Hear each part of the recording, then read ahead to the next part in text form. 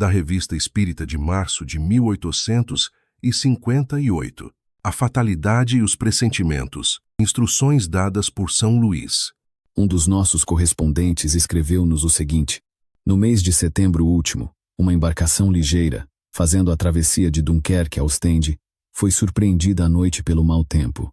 O barco virou, e das 8 pessoas que lá estavam, 4 pereceram.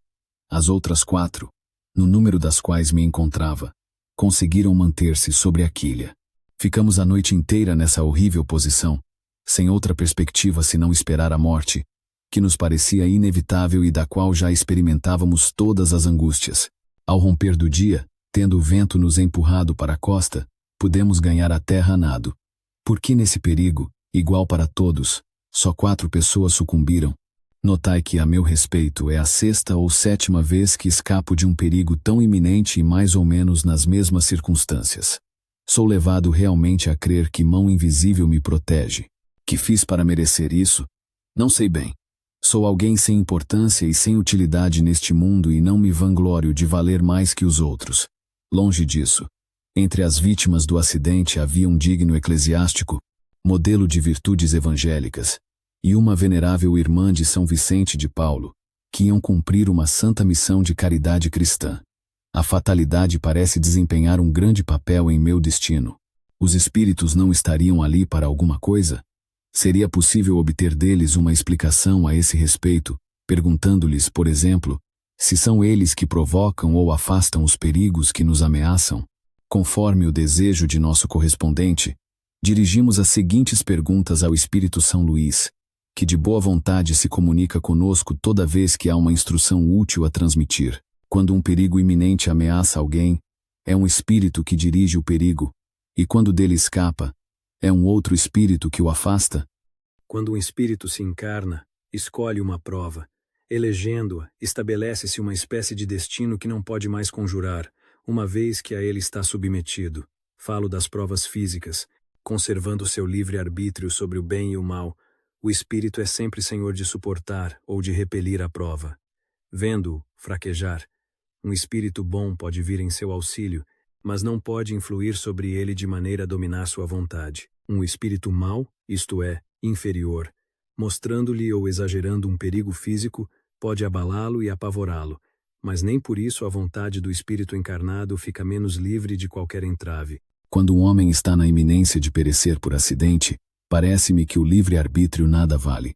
Pergunto, pois, se é um espírito mau que provoca esse acidente, se, de alguma sorte, é o seu agente, e caso se livre do perigo, se um espírito bom veio em seu auxílio.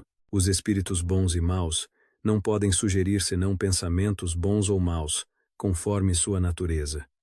O acidente está assinalado no destino do homem. Quando tua vida é posta em perigo, é uma advertência que tu mesmo desejaste, a fim de te desviares do mal e de te tornares melhor.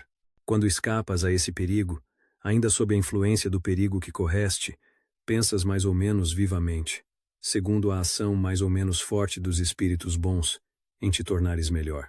Sobrevindo o espírito mau, e digo mau, subentendendo o mal que nele ainda persiste, pensas que igualmente escaparás a outros perigos e deixas de novo tuas paixões se desencadearem. A fatalidade que parece presidir aos destinos materiais de nossa vida também é resultante do nosso livre-arbítrio. Tu mesmo escolheste a tua prova. Quanto mais rude ela for e melhor a suportares, tanto mais te elevarás.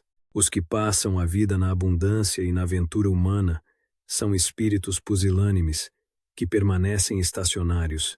Assim, o número dos desafortunados é muito superior ao dos felizes deste mundo, atento que os espíritos, na sua maioria, procuram as provas que lhes sejam mais proveitosas.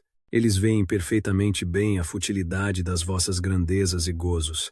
Acresce que a mais ditosa existência é sempre agitada, sempre perturbada, mesmo quando houvesse ausência da dor. Compreendemos perfeitamente essa doutrina, mas isso não nos explica se certos espíritos exercem uma ação direta sobre a causa material do acidente.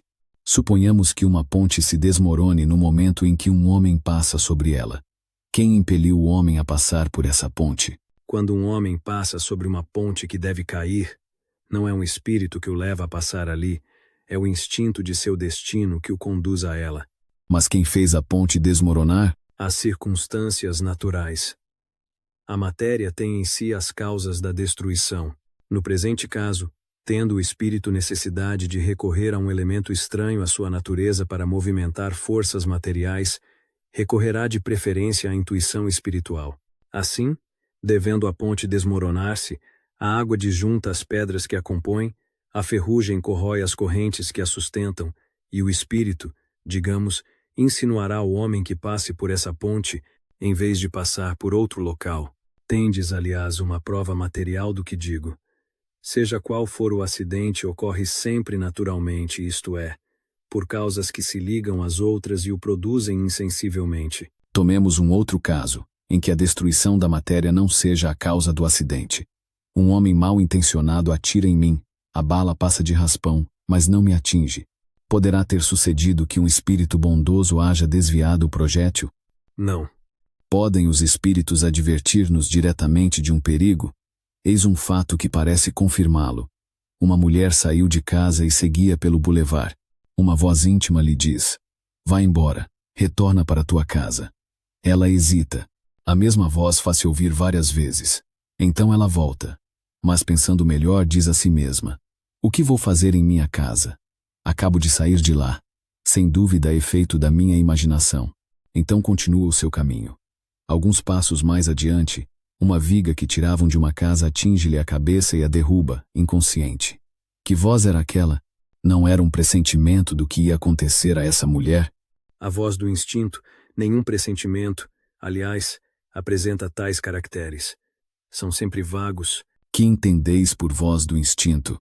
Entendo que, antes de encarnar-se, o espírito tem conhecimento de todas as fases de sua existência. Quando estas fases têm um caráter fundamental, conserva ele uma espécie de impressão em seu foro íntimo e tal impressão, despertando quando o momento se aproxima, torna-se pressentimento. As explicações acima se referem à fatalidade dos acontecimentos materiais. A fatalidade moral é tratada de maneira completa em O Livro dos Espíritos.